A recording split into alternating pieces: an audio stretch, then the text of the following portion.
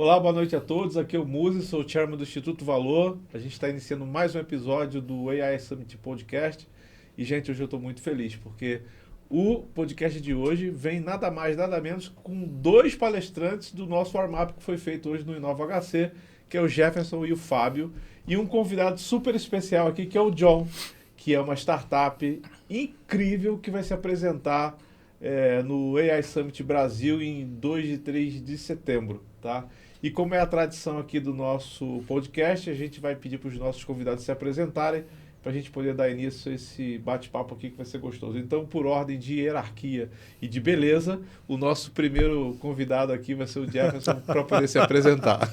Gostei da hierarquia e beleza. Olá a todos, é um prazer estar aqui contigo, Muzi, com você, John, com você, Fábio. Muitíssimo obrigado pelo convite. Eu sou o Jefferson Dente, eu sou o Chief Disruption Officer da Deloitte, cuido de toda a prática de AI e Gen AI e também do Deloitte AI Institute no Brasil. Prazer estar com vocês. Muito obrigado. Meu amigo Fábio, direto do Vale do Silício. Muito obrigado, Muzi, pela essa oportunidade de estar com vocês aqui, participando para esse bate-papo. Eu sou o Fábio Narita, estou morando no Vale do Silício, 5 anos lá pelo Google, mas comecei a minha startup, que chama Deepfire AI, e a gente vai ajudar a colocar a inteligência na ponta, trazendo toda a inteligência dos negócios para vocês desde o primeiro dia. E prazer em estar aqui trocando ideias com vocês. Muito bem, muito bem-vindo. João, você que é meu garoto prodígio preferido. Boa. Bem, eu sou o John, prazer, muito obrigado aí por esse convite.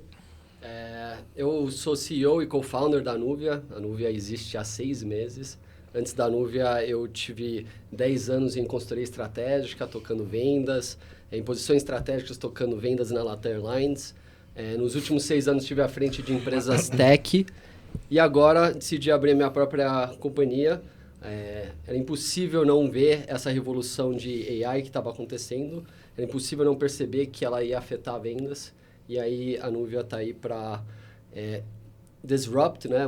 Modificar toda a forma como a gente faz a etapa de pré-vendas, né? Então, muito feliz de poder dividir essa história com você. Ô, John, aproveita que você está com o microfone e conta pra gente um pouco da Nuvia, o que a Nuvia entrega e conta pra gente só aquilo que você pode falar que ainda não compromete a saída da Nuvia. Isso, né? Exatamente. O lançamento oficial da Nuvia é em setembro, né? Mas o que a Nuvia faz? Ela é bem focada na etapa de pré-vendas, né? Então, na etapa inicial, topo de funil, etapa onde está a equipe de SDR, BDR, LDR, a gente ajuda a criar listas, enriquecer listas, fazer scoring de listas. A gente também ajuda em outbound com e-mail, outbound com WhatsApp. A gente também tem os nossos agentes de AI, Sales Agents, que conseguem responder uma solicitação para o website ou para o WhatsApp. Então, a gente atua nessa etapa inicial com o objetivo de classificar, enriquecer e levar para uma reunião. Então, essa é a etapa que a gente está mais focado. É uma etapa que, se você olha, é extremamente burocrática.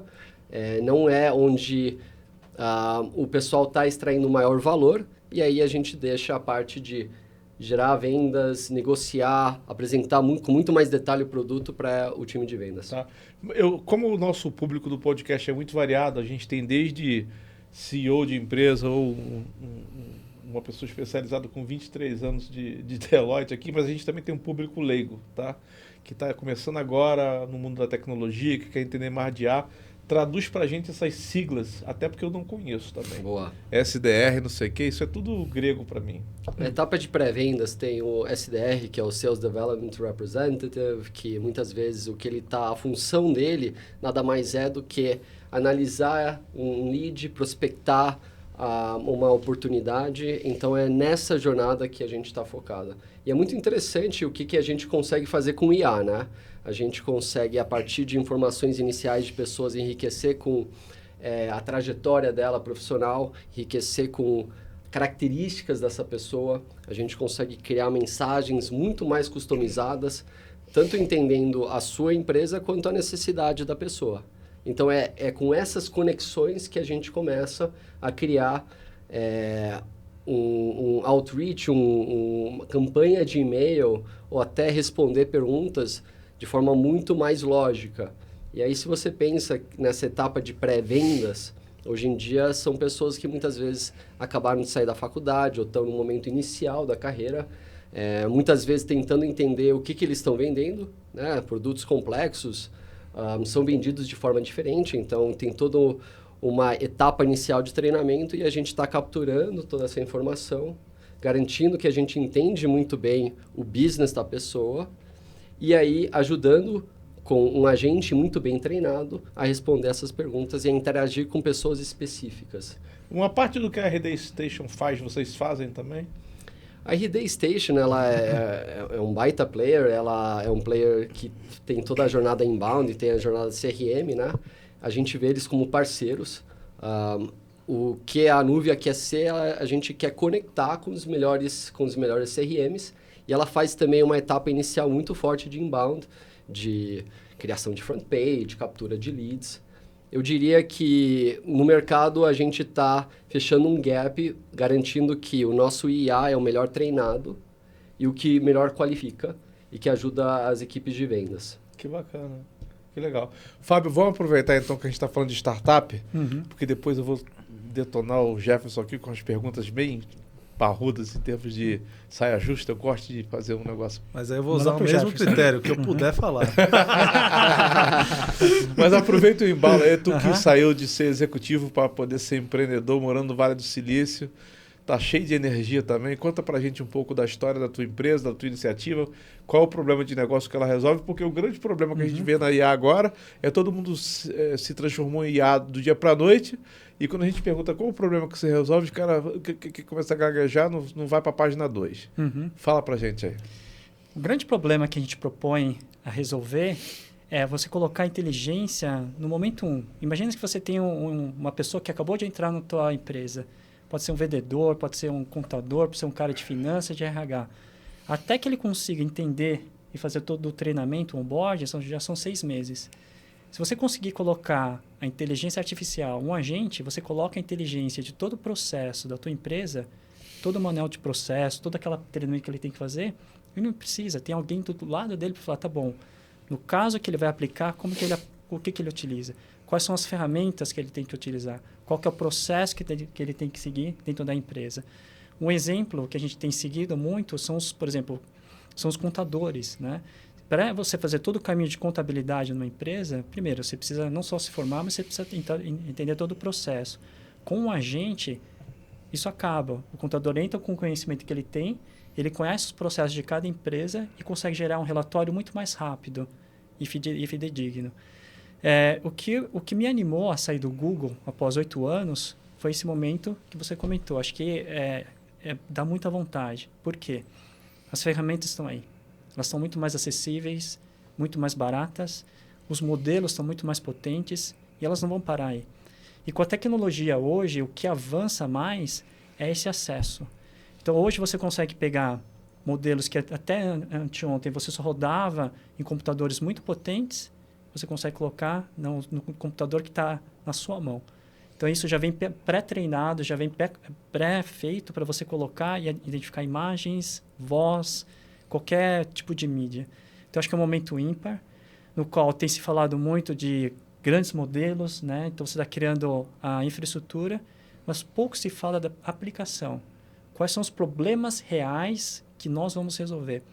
Então, eu saí do Google porque acho que a gente estava num ambiente que estava se falando de cada vez modelos grandes, né? Computação muito maior, mas eu senti a falta do que você falou, tá na rua, perto das pessoas do problema.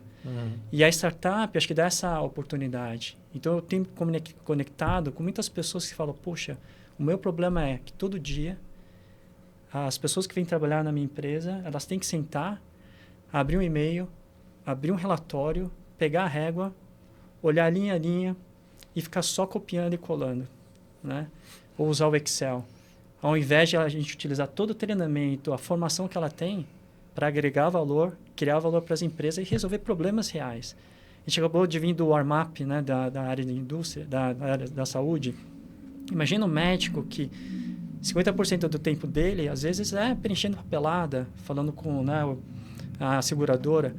Mas se a gente conseguisse otimizar esse tempo, ele poderia estar mais à frente dos pacientes conversando sobre problemas, falando sobre diagnósticos, vendo opções, balanceando o que realmente importa para a saúde do bem-estar do paciente. Entendi. Agora, você não sei se você estava ligado na hora que eu falei no final lá do Armap, em que lá no Instituto a gente reduziu em 95% a demanda de advogados, né? A parte jurídica nossa, porque como a gente tem uma operação muito simples, né? Então, assim, contrato de fornecedor, de RH, essas bobagens, né? De acordo de cooperação, a gente não tem mais. A gente usa tudo o ChatGPT para poder montar os contratos e tal, cláusulas inclusive às vezes interessantes, né? E deixa só aquele percentualzinho pequeno lá para coisas que realmente a gente acha que precisa de um advogado mais especializado, tá? E para não cometer nenhuma falha ou dar algum tipo de abertura para uma demanda qualquer no futuro.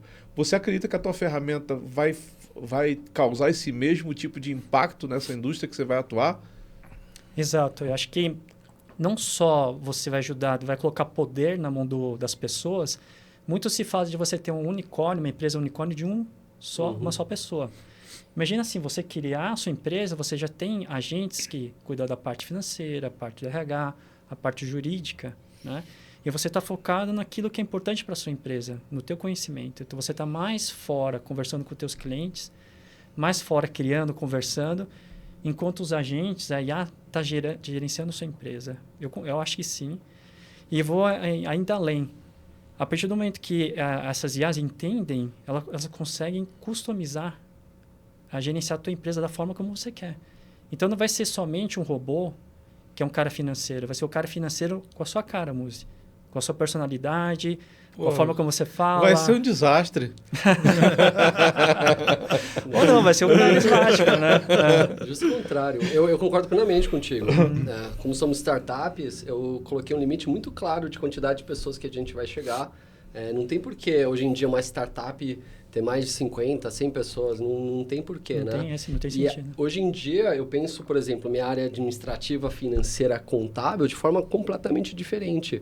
Eu penso muito mais em criação de processos, automatização de processos, para garantir que o fluxo de informação está rolando, que eu estou recebendo reports, que eu sei o que está acontecendo, e muito menos uma visão muito dedicada a coisas específicas, porque isso eu consigo capturar de outras formas, né? Então, hoje em dia a gente fala que a gente é AI First Company, porque de fato todas as áreas elas têm uma obrigação de entender que projetos de AI deveriam implementar. E eu diria que todas as áreas elas já têm uma lógica do que dá para ser feito e o que não deve ser feito também, né? Então, é muito bacana a gente falar $1 billion company, né? Uma pessoa, uma companhia de uma pessoa virando bilionária, né? Eu penso que... Eu já estou pensando mais 20 pessoas, mas eu acho que é super possível. Super possível. Super possível. Muito bom. Agora, Jefferson, você tem agora aí pelo menos uns 15 minutos, se você quiser, para poder fazer a seguinte análise, né, cara? Na história da tecnologia, pelo pouco que eu conheço, e eu já sou 58 anos, então 40 anos já que eu estou com esse negócio aí já. As startups vieram para fazer um rombo no planejamento estratégico das grandes empresas, né? Assim, empresas que prestariam esse tipo de serviço que esses caras estão se propondo hoje vão mexer na última linha dessas empresas grandes, né?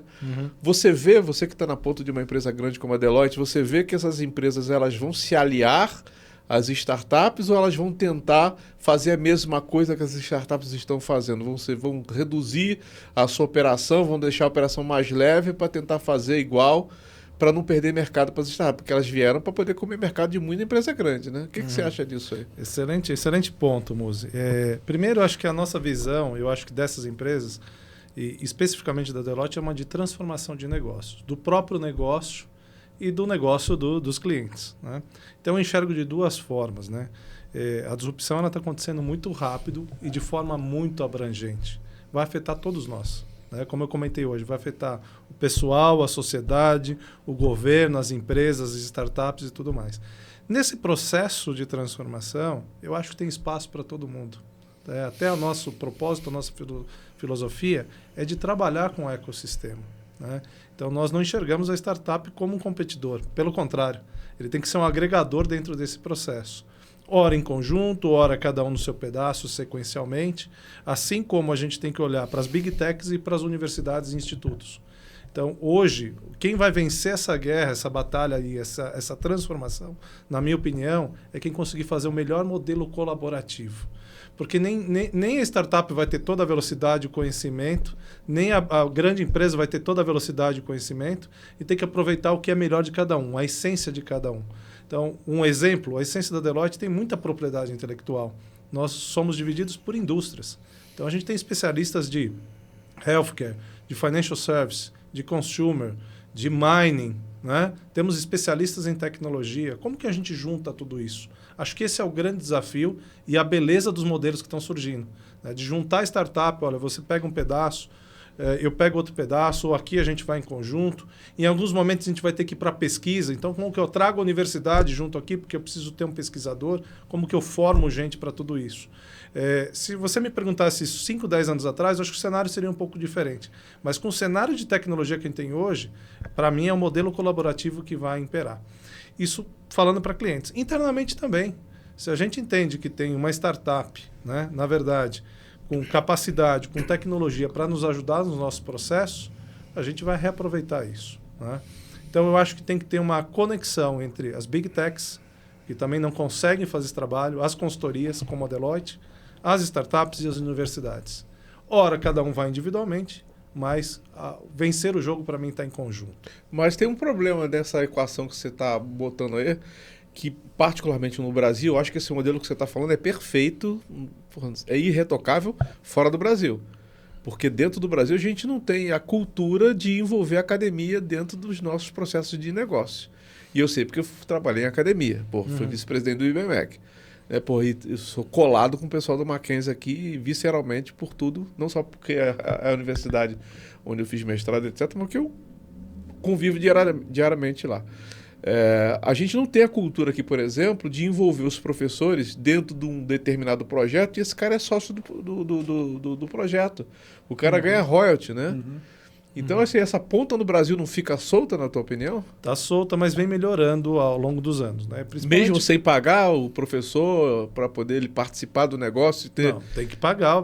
Todo mundo tem que ganhar o seu, né? Não estamos falando de filantropia, estamos falando de resolver problemas de negócio. Todos têm que ser uma relação ganha-ganha. A empresa que recebe vai ganhar, a empresa que está trabalhando tem que ganhar, assim como as universidades. Sim, temos que pensar um modelo de, talvez evoluir o modelo de remuneração, mas eu entendo que a gente está caminhando por um espaço que começa a ganhar vulto isso, começa a ganhar, como que eu posso dizer, conexão com a universidade, né? Então, se você vê todas as áreas de inovação, né, todos os incentivos que agora a gente tem, inclusive do governo, né, para inovar e colocar dinheiro em tecnologia, você não vai conseguir fazer isso sem pesquisa e desenvolvimento. Não faz mesmo. Né? Porque senão você não está inventando um novo. Né? E se não está inventando um novo, não vai colher o benefício fiscal. Então, se a gente junta essas pontas, eu acho que esse é o desafio. Você foi num ponto certeiro aí. O desafio é juntar as pontas, né?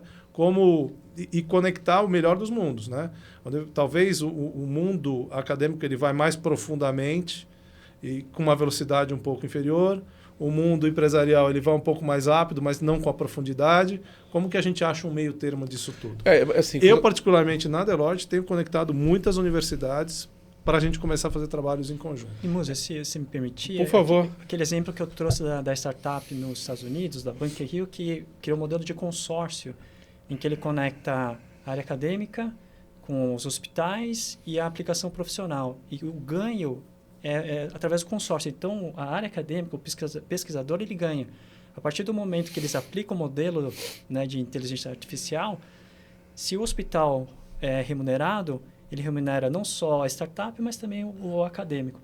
Mas também acho que o acadêmico hoje vai ser muito mais importante, né, Jefferson? A gente estava conversando sobre a profundidade do conhecimento. A gente estava brincando que hoje a gente elogia o nosso professor de álgebra linear. Isso. Porque sem essas pessoas, como você consegue não só treinar, entender o que está acontecendo e evitar os problemas, né, os vieses, a alucinação que pode acontecer nos modelos, né? Perfeito, Fábio. Eu acho que, desculpa, mas Não. eu acho que tem um pedaço que é a conexão para pesquisa e desenvolvimento e tem um pedaço que também é importantíssimo para todos, que é formação, que é o que a gente estava discutindo.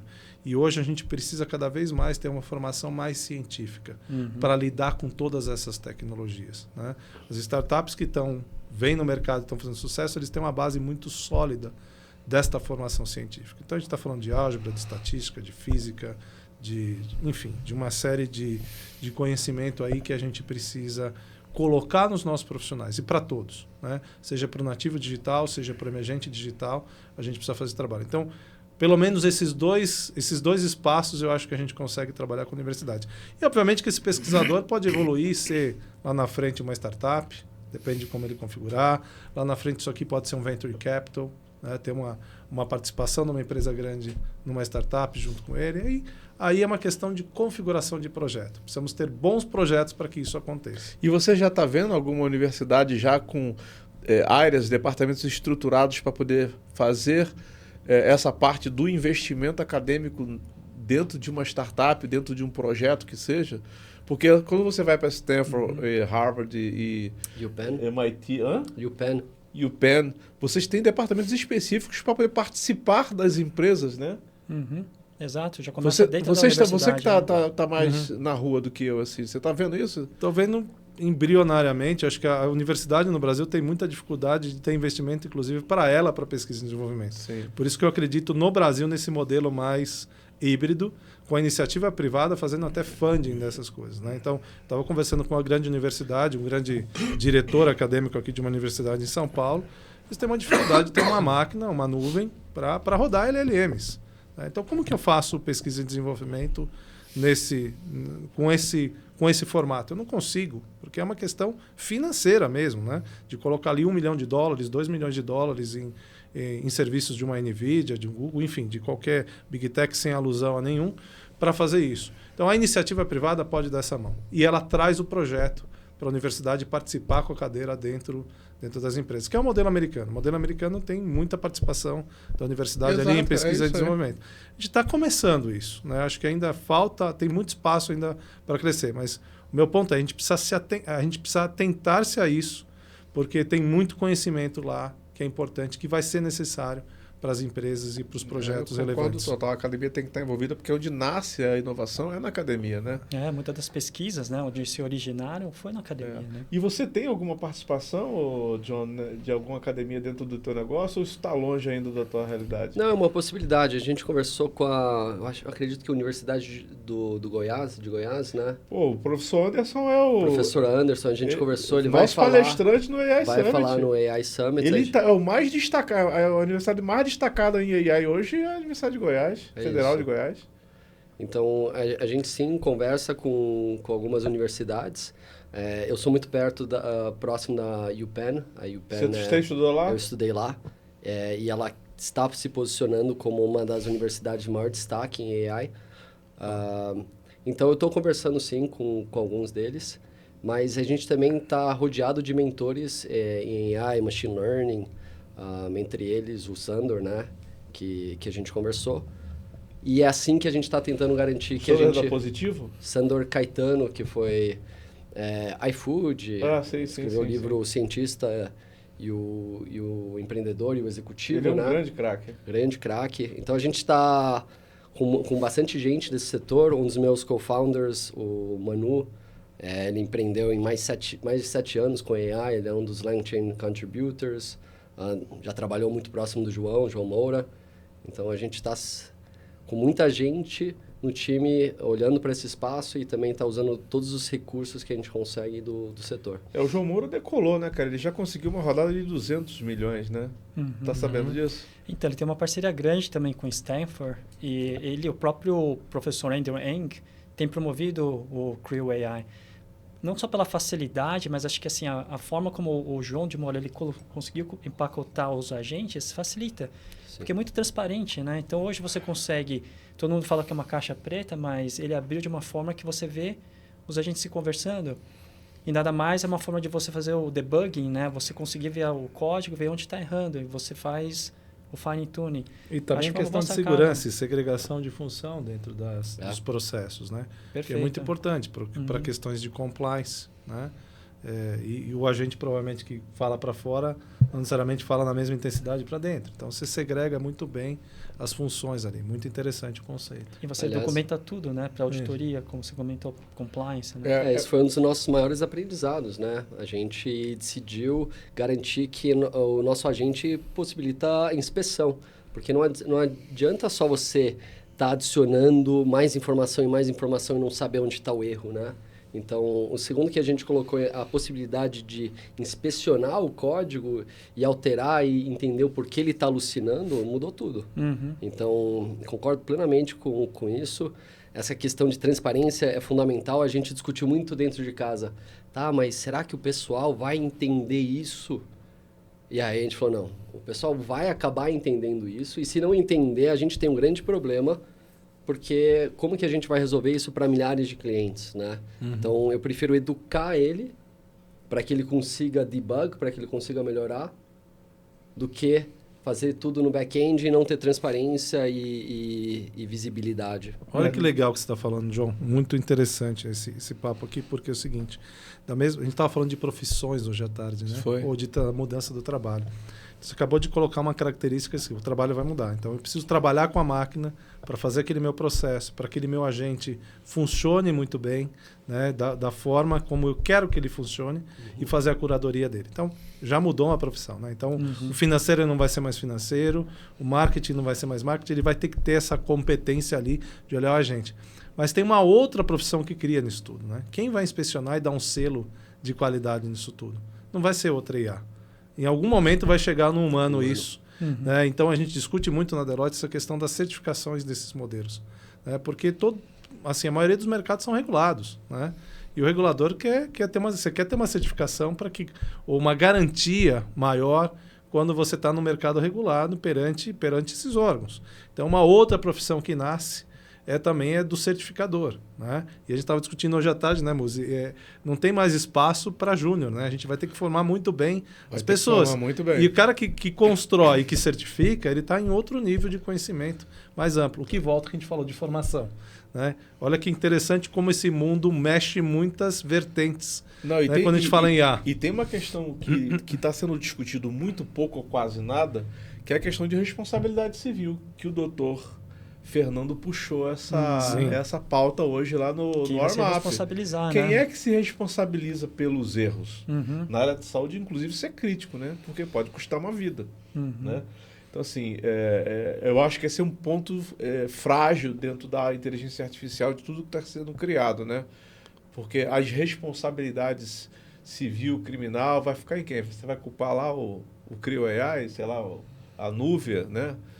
Que fez lá, o agente fez lá uma coisa errada, entendeu? Eu acho que essa é uma questão que é um debate muito importante para a gente. E só para a gente poder encerrar esse bloco e já daqui a pouco a gente chamar o nosso break,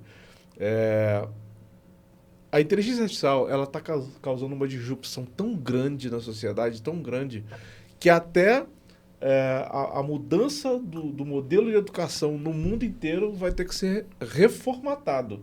Porque o que a gente viu hoje é a educação por varejo, né?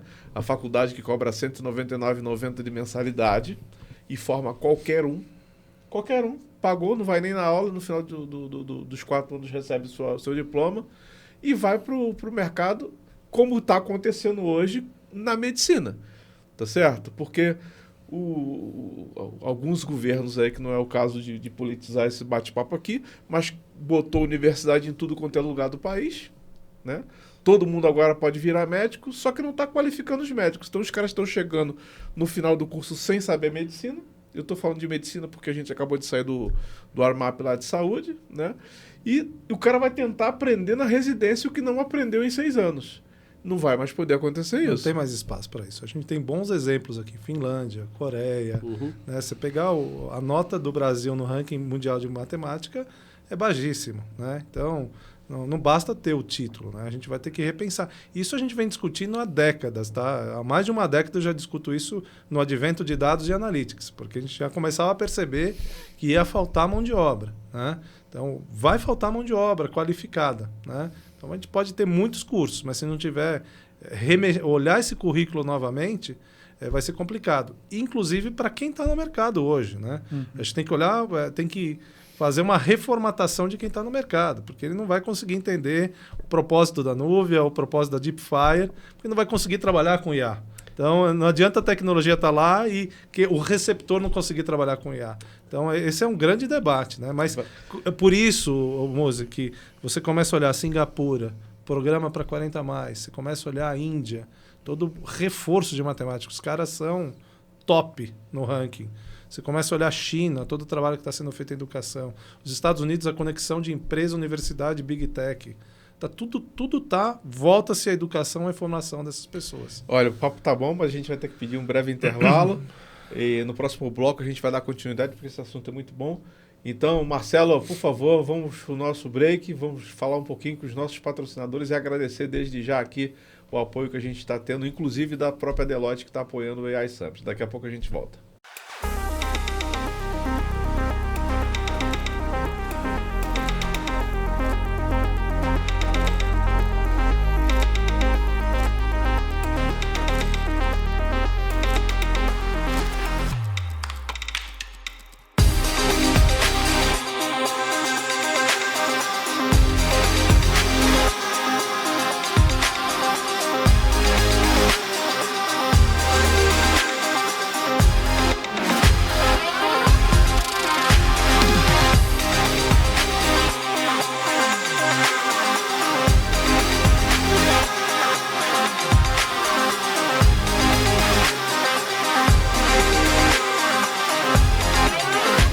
Olá pessoal, boa noite, sejam mais uma vez bem-vindos, né, aqui ao AI Summit Podcast. O primeiro bloco encerrou de maneira muito bacana, muito excitante aqui. Vamos dar continuidade, a gente não vai mudar a pauta não, viu? O Jefferson, jogando para você e para os demais essa bola aqui, se a gente começar a pensar em geopolítica, a geopolítica global está mudando também em função de inteligência artificial, né? Porque durante décadas os americanos deixaram de investir nas suas pessoas, né? Terceirizaram a mão de obra especializada para o taiwanês, para o chinês, etc. Hoje os Estados Unidos tem uma carência de mão de obra especializada gigantesca, tanto é que você que está morando lá perto de Mountain View, você deve estar vendo lá que as universidades só têm asiático, né? Os presidentes das Big Tech são majoritariamente indianos, né? Então, o que está acontecendo? Hoje, que se a gente vê... Tem futuro, Fábio, você tem futuro.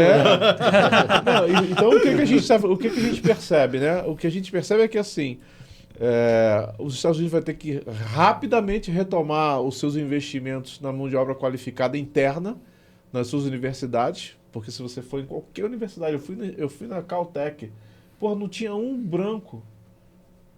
Não tinha, só tinha asiático. Não tinha um negro, só tinha asiático. É uma coisa muito impactante o que eu vi lá na Caltech, tá? Qual é o resultado disso hoje, né? É que a China hoje está liderando a inteligência artificial global. E os Estados Unidos estão tendo que, pela primeira vez na história do país, correr atrás da liderança. Vou começar por você. Não, é interessante esse ponto que você trouxe, que até eu acabei não mostrando hoje na pesquisa, mas uma das preocupações dos executivos é justamente essa questão, né? E com ela vem atrelada a questão da desigualdade que isso tudo pode gerar, né? Porque você foi preciso, né? Os Estados Unidos, além de terceirizar a fábrica, ele terceirizou a educação do mundo. Então, ele deu a educação para o mundo e colocou o serviço na outra ponta, né? Então, isso você coloca 1, 2, 3 décadas, isso aqui corrompe economicamente falando, né? Então, uma grande preocupação que tem é justamente isso, né? Essa polarização que pode acontecer, né? E já está acontecendo? E já está acontecendo, então isso é colocado. Isso coloca-se também em pauta de regulação, né? Porque se eu tenho uma regulação mais forte num lugar e mais fraca em outra, vai criar essa desigualdade, né? E isso trata competitividade de país, né? Um questionamento que eu sempre coloco nas minhas apresentações é: e a vocação do Brasil nesse contexto todo? Porque LLM a gente não tem. Coca-Cola. Né? LLM a gente não tem porque a gente não investiu há uma década atrás para fazer isso.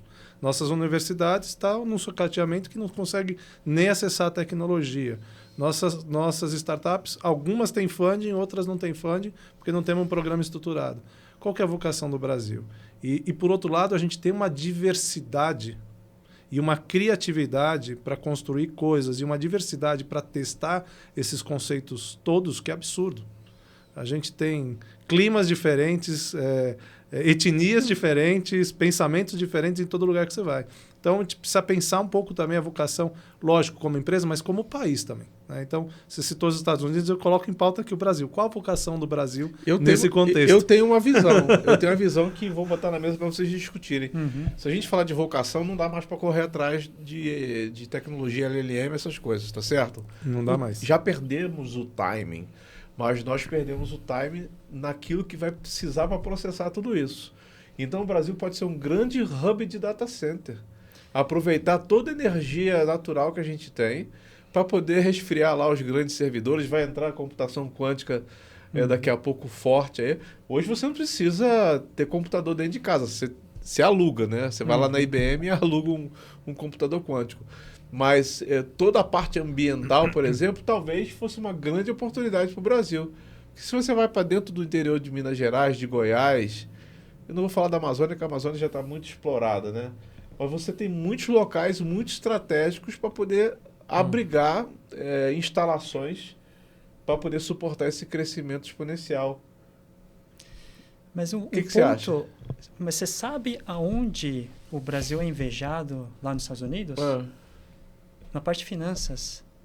Sim, a gente tem um mercado financeiro muito maduro. Não, mas o pagamento, o Pix, é case nos Estados Unidos. Hoje o Pix, eu pago... o Buy Now, Pay Later, o parcelamento. O Open eu Finance. Recebia meus cheques, eu recebia meus salários por cheques, por correio lá. Então, a gente paga... A própria TED, que é mais antigo, é muito avançado para muitos países. O Open Finance também. O Open Finance, então, mas algumas coisas eu pago com cheque, eu tenho que mandar pelo correio. Isso nos Estados Unidos. E o Pix é uma vantagem, é um case, porque não só em termos de integração, mas assim, em adoção.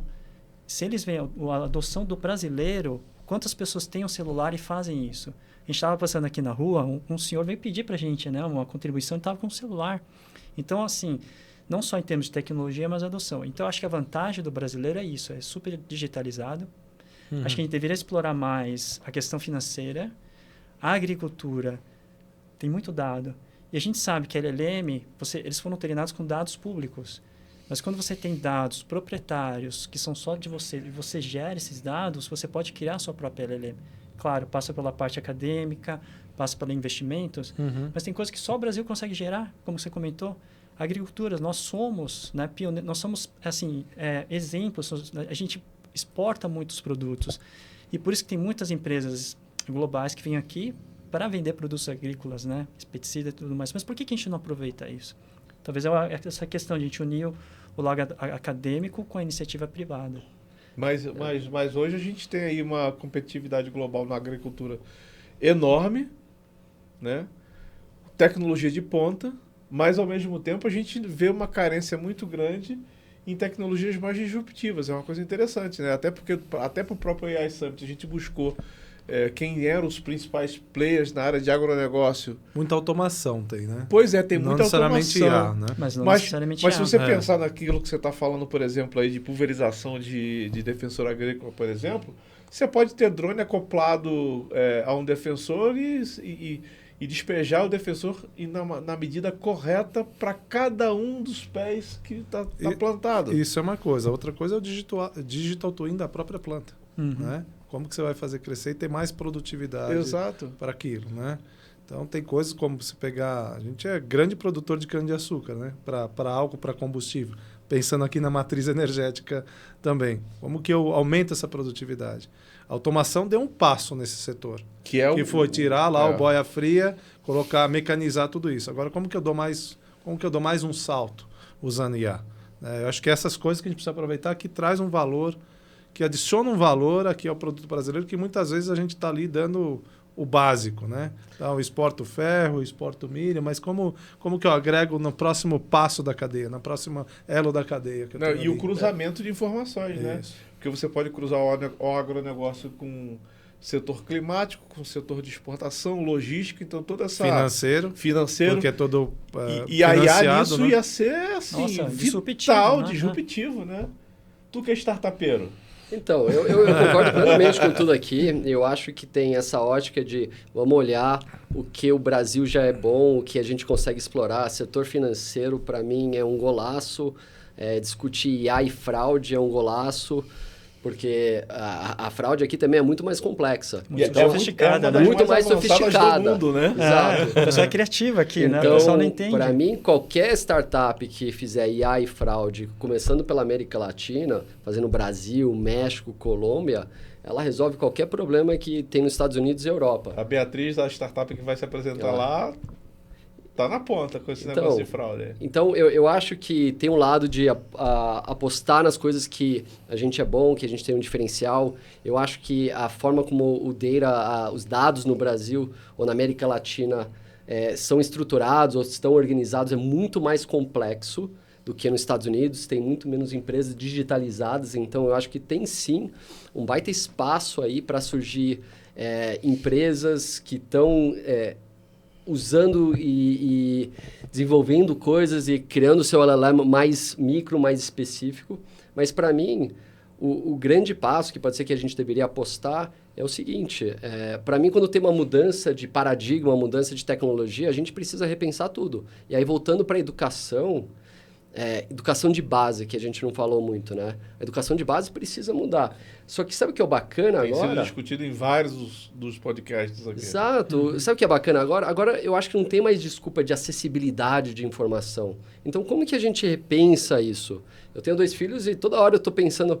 Como que eu vou ensinar... Quanto tu tem, cara? Eu tenho 40. Não é possível. Tenho 40. Esse cara tem cara de 22, né, cara? Confesso que muito das minhas decisões de empreender foi... Caramba, eu tenho 40 anos, estou novo, tenho muito para desenvolver ainda e falei, caramba, eu preciso entender muito mais de IA.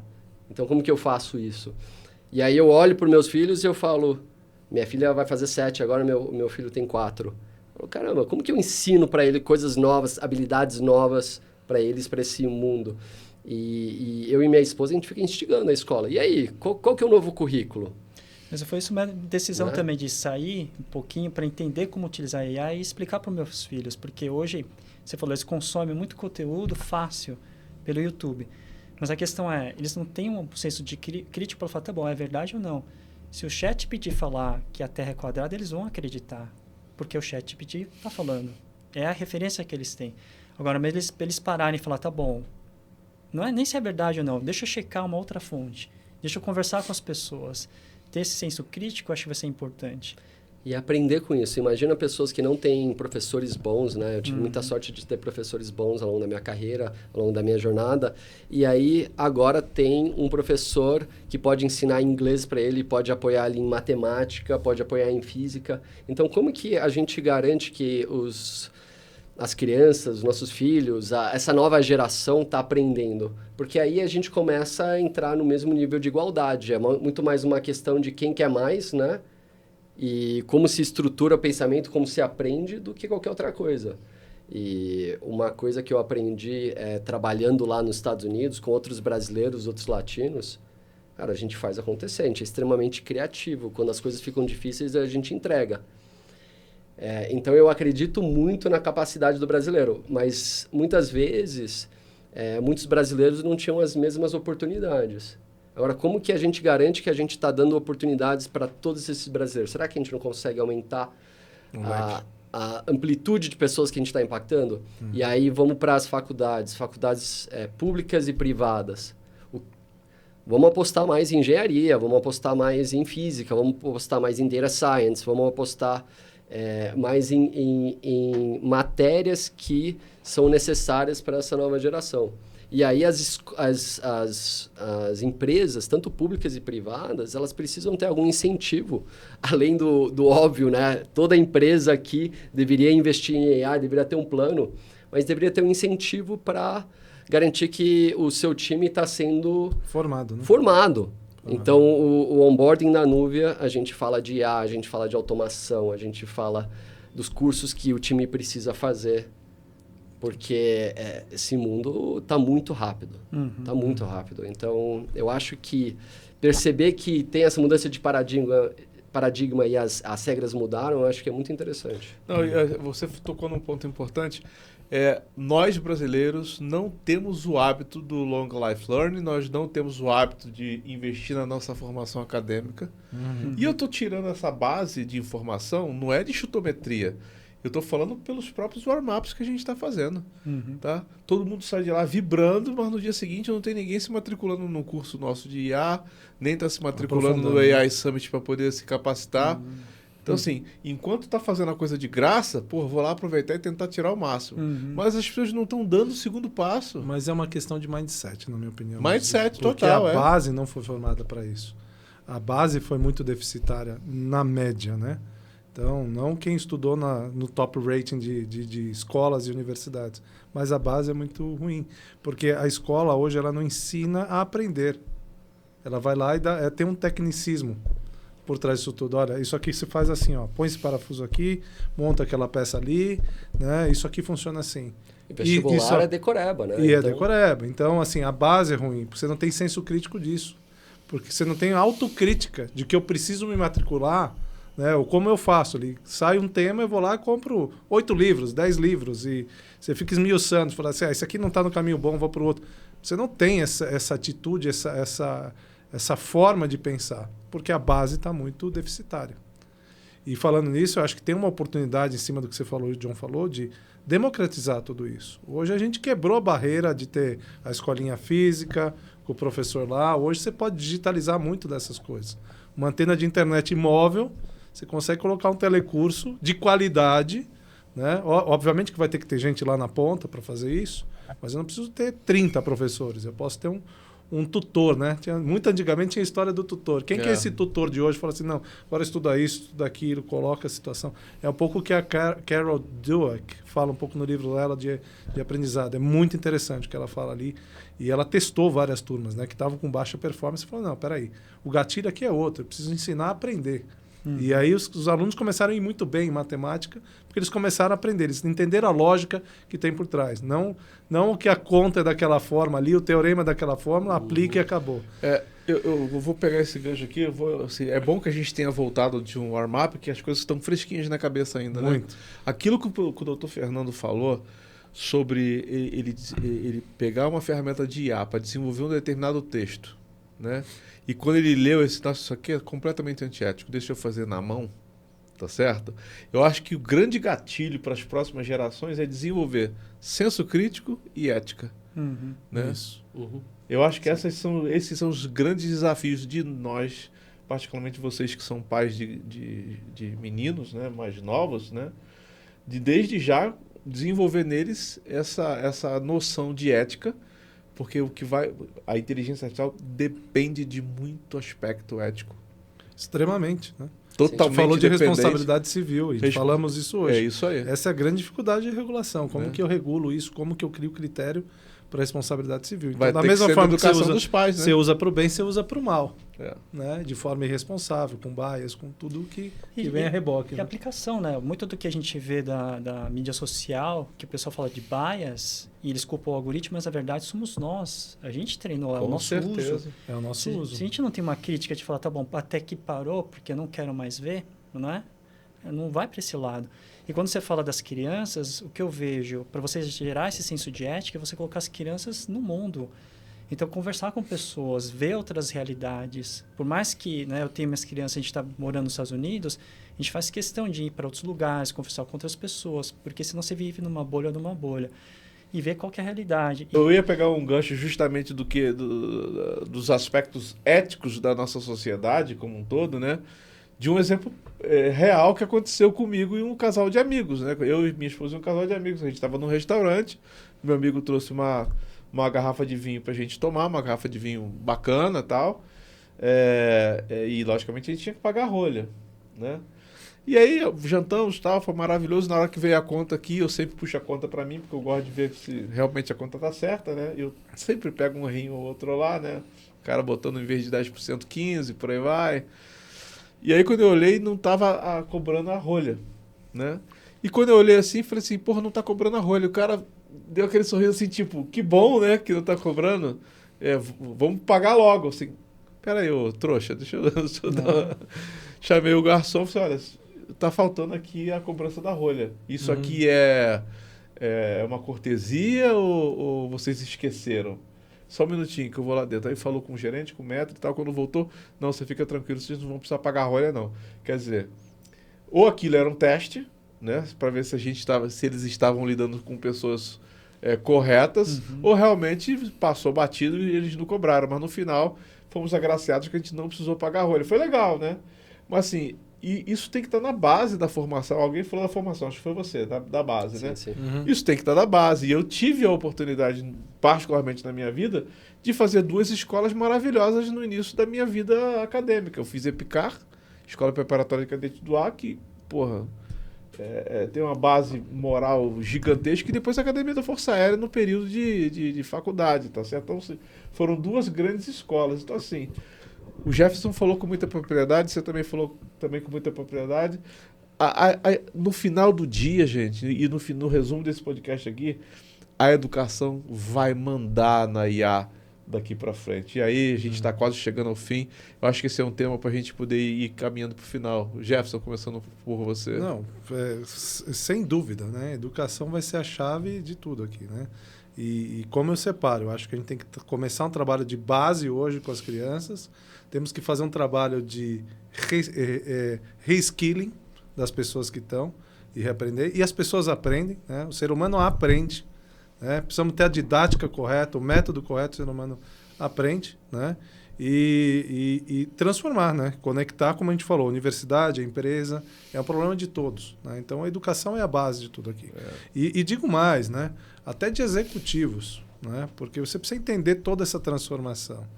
É impressionante como tem crescido a demanda de CEOs pelo tema, né? Em nenhuma história de tecnologia, você conversava com o CIO, você conversava com algum nível de C-level, mas não tanto quanto CEO, quanto se conversa hoje. Então, e tem que começar dali, porque é uma questão transformacional. É verdade. Fábio? Eu acho que a educação vai mudar muito. Acho que a IA vai potencializar, vai democratizar a inteligência. Então, você vai ter tutores que adequam o conteúdo ao perfil da sua criança, ao pace dela, né, a velocidade. Mas eu acho que a questão ética que a gente estava comentando é importante. Então, eu acho que é uma questão da comunidade. Então, é importante as pessoas que estão ao redor, os grupos que elas fazem parte. Porque a gente fala, né, os exemplos arrastam. Então, ela vai ter qual vai ser o perfil, qual vai ser a referência que as crianças vão ter. Então, não pode ser só uma IA, não pode ser só um robô, né, não pode ser um agente. Então, é toda a comunidade. Não pode ser um influencer fútil, né? Que não pode ser só um influencer. Fútil, né? E os caras da foca lá e por aí vai. Que senão, né, o cara ia falar, não paga mesmo, você ia ser o melhor, né? E você ia sair o esperto, na foto, né? Você é o esperto, né? Então, é isso. Mas a questão também da educação dos CEOs e todos os tomadores de decisão é muito importante, porque tem essa hype, né? Maior modelo, mais GPUs, mais infraestrutura. Mas no final das contas qual o problema que a gente vai resolver? Qual a decisão que a gente vai tomar e como vamos tomar essa decisão? E qual o propósito da sua empresa, da sua organização daqui para frente? Talvez o seu propósito tenha que mudar, porque o mundo está sendo impactado pela tecnologia. Eu fiz uma palestra no ano passado para 2 grandes empresas, né? Palestras dentro da minha profissão, né? Não foi palestra genérica como a gente está propondo agora na AI Summit, né? Mas no nível mais superficial. E um dos aspectos que a gente discutiu foi justamente esse, né? Se a gente não mudar a cabeça das empresas a partir do CEO para baixo, as empresas vão ser um pacote de insucesso, né? São as próximas Kodak da vida, tá? E a gente está falando de um momento em que a inteligência artificial está mudando tudo, inclusive os aspectos éticos, morais, costumes, cultura. Está mudando a cultura, né? Eu acho que isso é um aspecto muito bom. Você, John, que tem cara de 22, mas tem 40, né? E que tem 2 filhos também em fase de formação, você tem tomado essa preocupação, cara? Nossa, demais, demais. Primeiro, lá em casa é proibido celular, é proibido TV, a gente tem toda uma lógica de como educar as crianças, porque hoje em dia, de fato, eles consomem muito conteúdo ruim. A TV é ruim, os influencers muitas vezes tá impactando eles de forma negativa, eles não estão preparados para esse mundo da forma como está, na minha visão.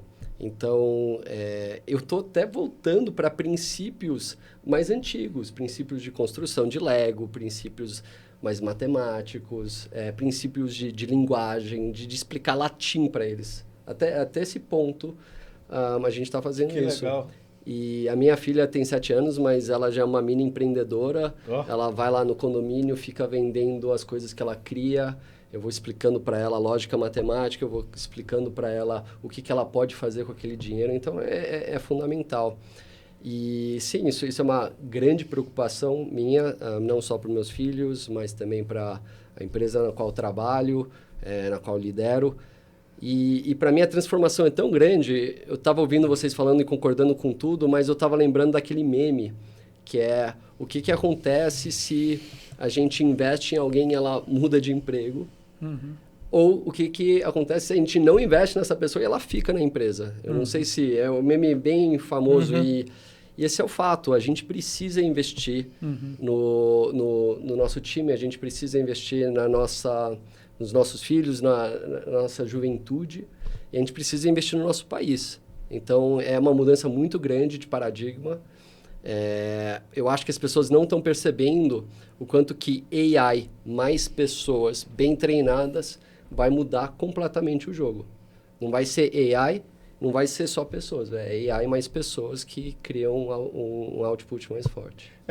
Isso dá um gancho legal para a gente ir para o final também.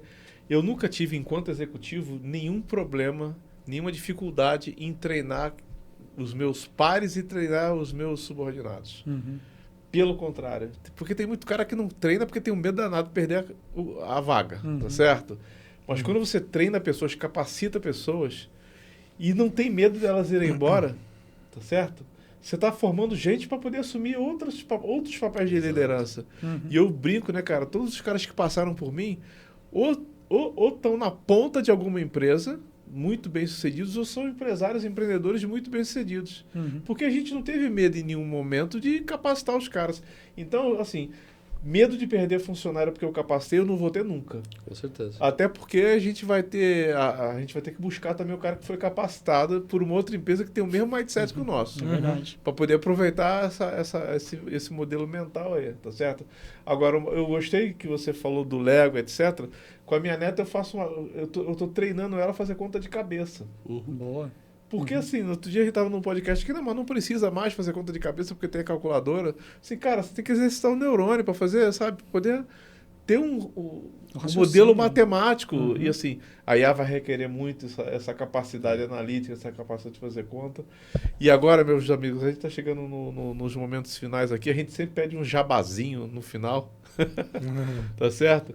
Então, assim, começando pelo John, que começou a responder as perguntas aqui. O que o AI Summit está significando para você hoje? Do que você observou? O que a gente está fazendo de bom? O que a gente ainda não está fazendo bem? Que a gente precisa melhorar? Porque o nosso podcast ele tem esse objetivo, né?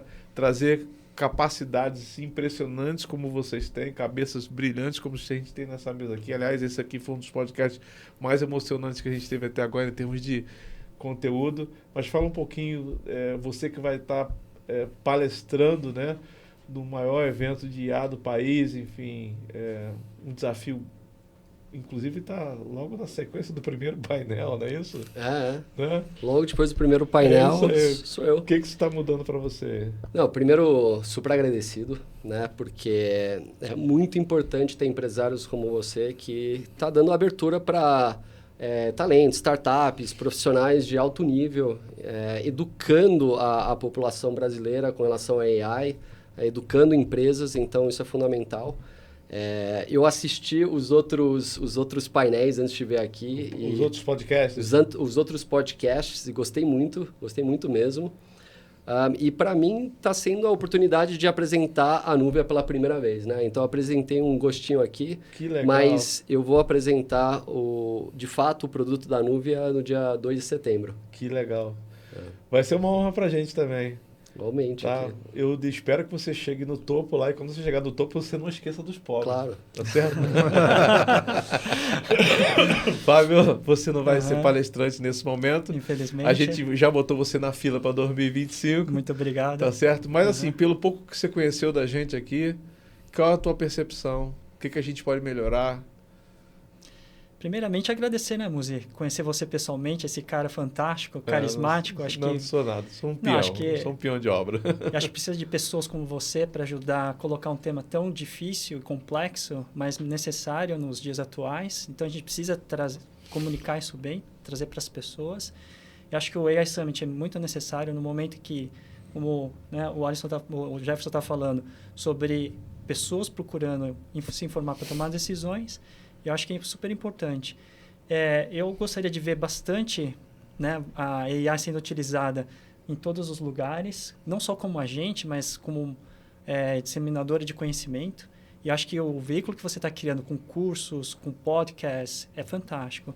Então, eu espero que isso também possa também ser traduzido em outras línguas, de repente aqui na América Latina, porque comparando, a gente vê muito essa discrepância, né? Nos Estados Unidos tem muitas universidades divulgando mais em inglês, a gente não vê nas outras línguas. Então, de repente, boa uma ideia, abertura, né, para gostei. você abrir esse mercado para os nossos irmãos. Podcast também é cultura.